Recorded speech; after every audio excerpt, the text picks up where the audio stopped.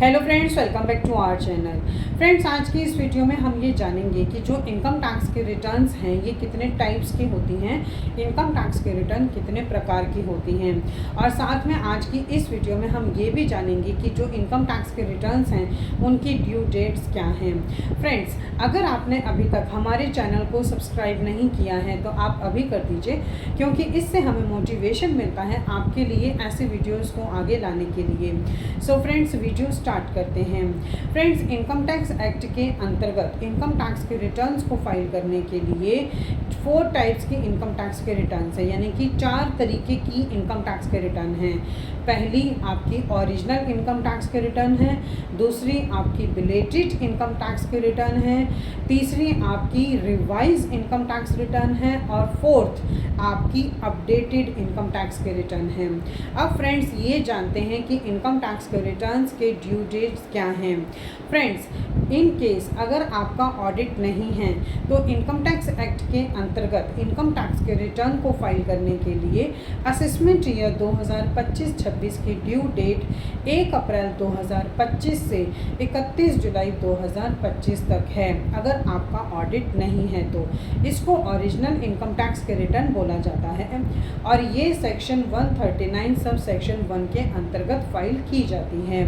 Friends, अगर आपकी belated ITR file करना चाहते हैं तो बिलेटेड आईटीआर को फाइल करने की जो ड्यू डेट है वो 31 जुलाई 2025 के बाद से लेके आप 31 दिसंबर 2025 तक अपनी बिलेटेड आईटीआर को फाइल कर सकते हैं। मीन्स कि जो आईटीआर आप 31 दिसंबर 2025 तक फाइल करेंगे उसे बिलेटेड आईटीआर बोला जाता है। और फ्रेंड्स, ये जो बिलेटेड आईटीआर होती है इसमें आपको लेट फीस भी पे करनी होती है। अगर आपकी टोटल इनकम 3 लाख से ऊपर है और 5 लाख रुपए तक है तो उस केस में आपको 1000 रुपये की लेट फीस पे करनी होगी, और अगर आपकी इनकम 5 लाख से ऊपर है तो उस केस में आपको 5000 रुपये की लेट फीस पे करनी होगी। फ्रेंड्स, अगर आपकी इनकम टैक्स के रिटर्न में कोई भी मिस्टेक हो जाती है तो उस केस में आप अपनी इनकम टैक्स के रिटर्न को रिवाइज़ कर सकते हैं, और ये जो इनकम टैक्स के रिटर्न है इसको रिवाइज़ करने की जो ड्यू डेट है वो भी 31 दिसंबर 2025 है।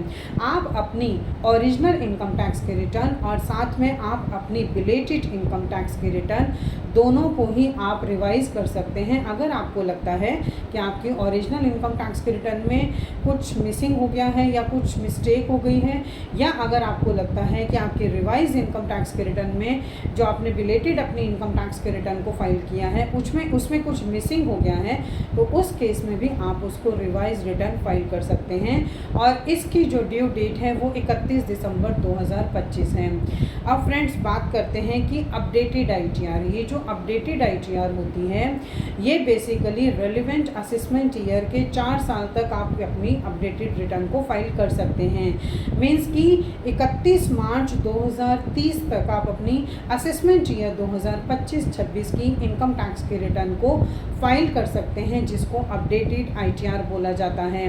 लेकिन फ्रेंड्स, मैं आपको यहाँ पे एक बात बता दूं कि ये जो अपडेटेड आईटीआर होती है ये आप उसी केस में फाइल कर सकते हैं जब आपका कोई भी टैक्स पेएबल होता है, लेकिन अगर आपका कोई भी रिफंड है तो उस केस में आप अपडेटेड आईटीआर को फाइल नहीं कर सकते हैं।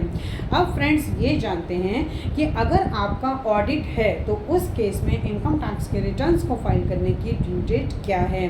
फ्रेंड्स, इन केस अगर कोई भी ऐसा टैक्स पेयर है जिनका ऑडिट है जो बिजनेस करते हैं तो उस केस में असेसमेंट ईयर 2025-26 की इनकम टैक्स के रिटर्न्स को फाइल करने की जो ड्यू डेट है वो 1 अप्रैल 2025 से लेके 31 अक्टूबर 2025 तक है। और फ्रेंड्स, अगर आप इसमें अपनी बिलेटेड आईटीआर को फाइल करना चाहते हैं तो उसकी ड्यू डेट 31 दिसंबर 2025 है, और अगर आप अपनी रिटर्न को रिवाइज करना चाहते हैं कि अगर आपके रिटर्न में कोई भी मिस्टेक हो गई है है या फिर कोई भी इंफॉर्मेशन जो आप देना चाहते हैं वो देना भूल गए हैं, तो आप अपनी इनकम टैक्स के रिटर्न को रिवाइज़ करना चाहते हैं, तो उस केस में आप 31 दिसंबर 2025 तक अपनी इनकम टैक्स के रिटर्न को रिवाइज़ कर पाएंगे और आप अपनी ओरिजिनल ITR और बिलेटेड ITR दोनों को ही रिवाइज़ कर सकते हैं।